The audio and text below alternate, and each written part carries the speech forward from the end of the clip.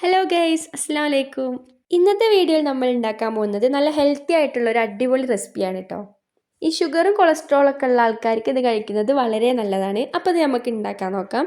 അതിനായിട്ട് ഇപ്പോൾ ഇവിടെ 250 ml ഒരു കപ്പ് മുത്താറി പൊടിയാണ് എടുത്തിട്ടുള്ളത്. എന്നിട്ട് അതിലേക്കൊരു 1/4 കപ്പ് ഓട്സ് ഇട്ട് കൊടുക്കാം. ഇനി ഇത് കുറച്ച് വെള്ളം ഒഴിച്ച് മിക്സ് ചെയ്തെടുക്കണം.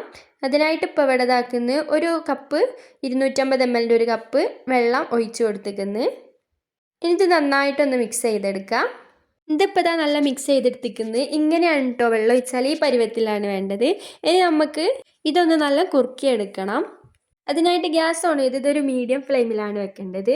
ഇനി നന്നായിട്ടൊന്ന് ഇളക്കി കൊടുക്കണം. ഇനി ഇതിലേക്ക് ഒരു 1/4 കപ്പ് പാലൊഴിച്ച് കൊടുക്കാം. എന്നിട്ട് ഇത് നല്ലൊന്ന് മിക്സ് ചെയ്തെടുക്കാം. ഇതിപ്പോൾ ഇതാ ചെറുതായിട്ടൊന്ന് കുറുകി വന്നിട്ടുണ്ട്. ഇനി ഇതിലേക്ക് നമുക്ക് ഒരു 1/2 കപ്പ് തേങ്ങ ചെറുകിയത് ഇട്ട് കൊടുക്കാം. എന്നിട്ട് ഇത് നല്ലൊന്ന് ഇളക്കിയെടുക്കണം. മീഡിയം ഫ്ലെയിമിലേ തീ വെക്കാൻ പാടുട്ടോ, കൂടി പോകരുത്. ഇത് കുറുകി വരുന്നതിനനുസരിച്ച് ഈ ഒരു ലോ ഫ്ലെയിമിലാക്കണം.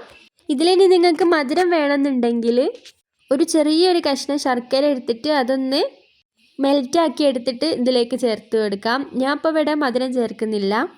മധുരം വേണമെന്നുണ്ടെങ്കിൽ അങ്ങനെ ചെയ്താൽ മതി. ഇതിപ്പോൾ അവിടെ നല്ല പോലെ കുറുകി വന്നിരിക്കുന്നു കേട്ടോ. ഈ പരുവത്തിലാണ് വേണ്ടത് നമുക്ക്. ഇതിലേക്ക് ഇനി ഒരു പിഞ്ച് ഉപ്പ് ഇട്ട് കൊടുക്കാം. എന്നിട്ട് നല്ലൊന്ന് മിക്സ് ചെയ്തെടുക്കാം.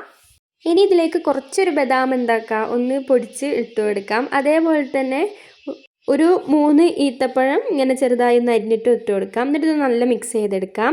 നിങ്ങളടുത്ത് എന്ത് നട്ട്സാണുള്ളത് അത് ഇട്ട് കൊടുക്കാം കേട്ടോ. ഞാൻ അപ്പം ഇവിടെ ഈത്തപ്പഴവും പിന്നെ ബദാമുമാണ് ഇട്ട് കൊടുക്കുന്നത്.